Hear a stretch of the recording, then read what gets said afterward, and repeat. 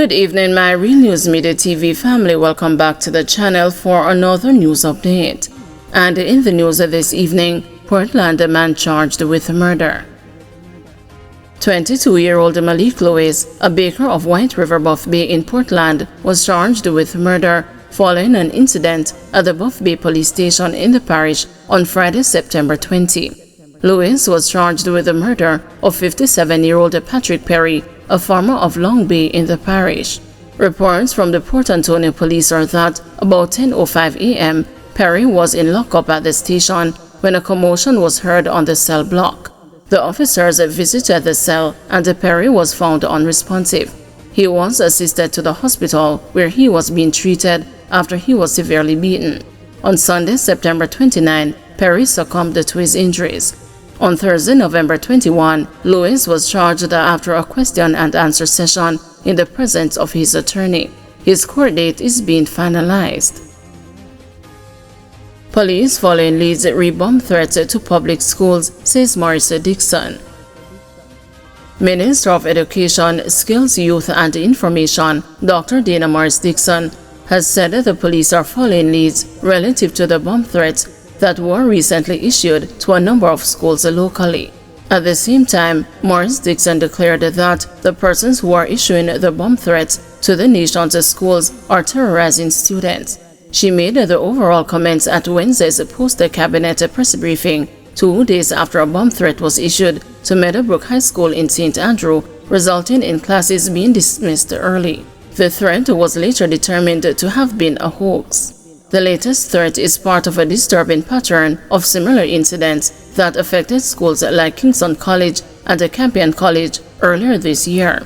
The minister said the bomb threats have obviously become an issue.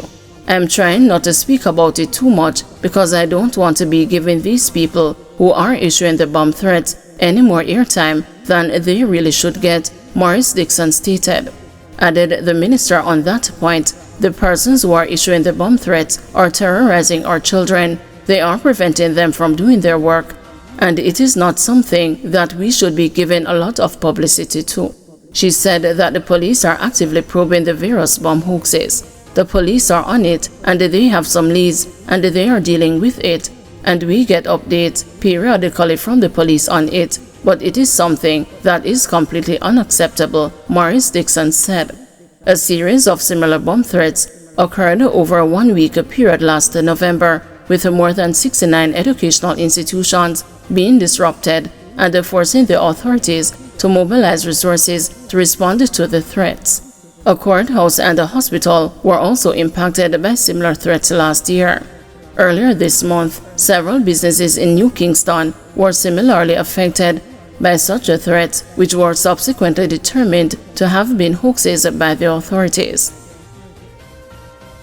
Senator Allen bemoans lack of investment in tourist towns, says a future PNP government will fix it.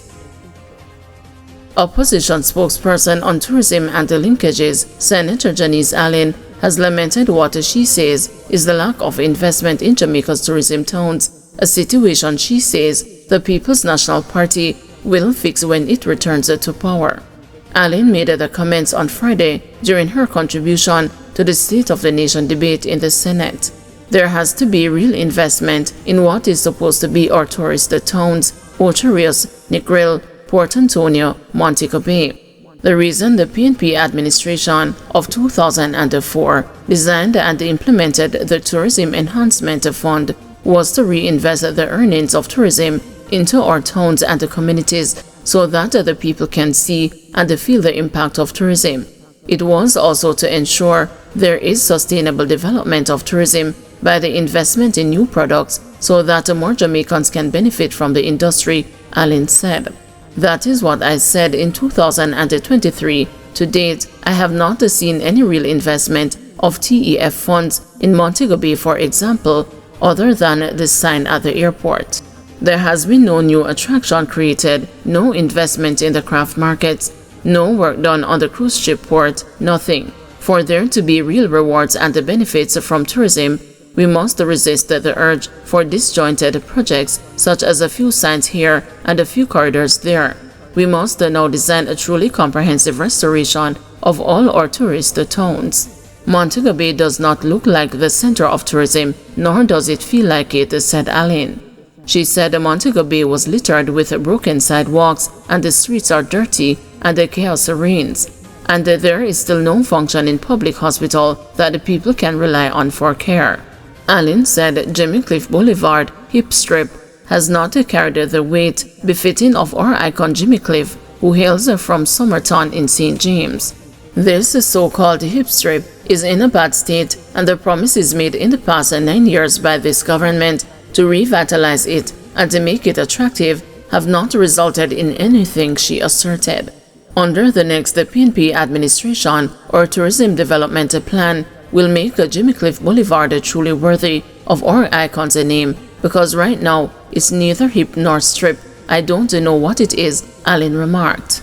She told her colleagues in the upper house that we cannot afford to settle for half measures or hollow promises when it comes to our tourism sector, a cornerstone of our economy and a source of national pride.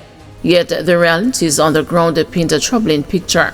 Our tourist towns, once vibrant symbols of our potential, now stand in stark contrast to the glossy image this government tries to project. Turning to Negril, which she noted is renowned globally for its iconic 7 miles of pristine beaches and a haven for tourists, the opposition senator pointed out that locals grapple daily with persistent water shortages, a glaring contradiction in a town that thrives on offering a world-class experience.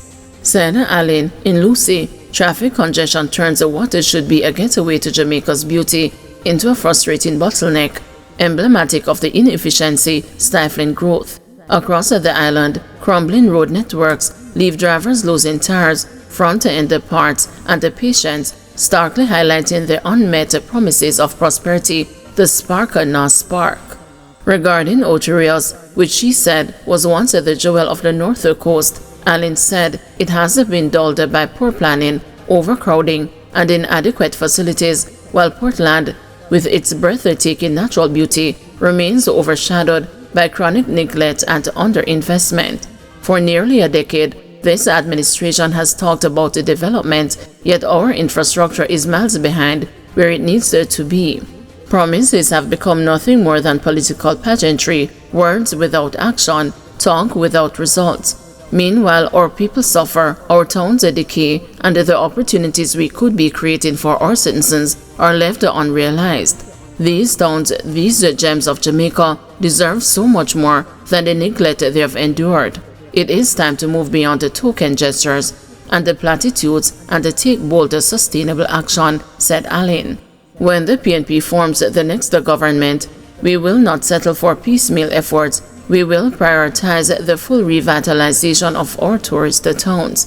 These towns will be clean, orderly, and equipped with the infrastructure, services, and opportunities that both the locals and the visitors rightly deserve. Let me make it abundantly clear, we will fix it, Allen added. She said a PNP administration will set aside a dedicated amount from the TEF to kickstart the revitalization of the major tourist towns. We will also focus on beach preservation and restoration and upgrading the capacity of water and the sewage infrastructure. In other words, we will be investing in public spaces to enhance the quality of life for Jamaicans and the visitor experience. The People's National Party has always led the way. It was under our leadership that the program to revitalize our beaches began. We repaired the roads to attractions, strengthened the community infrastructure for our workers, and sought to uplift every corner of our society. And when we return to government, we will pick up where we left off, finishing what we started with a renewed sense of purpose and urgency. We will fix it. Thank you everyone for watching. See you tomorrow morning at 6 a.m. for another news update.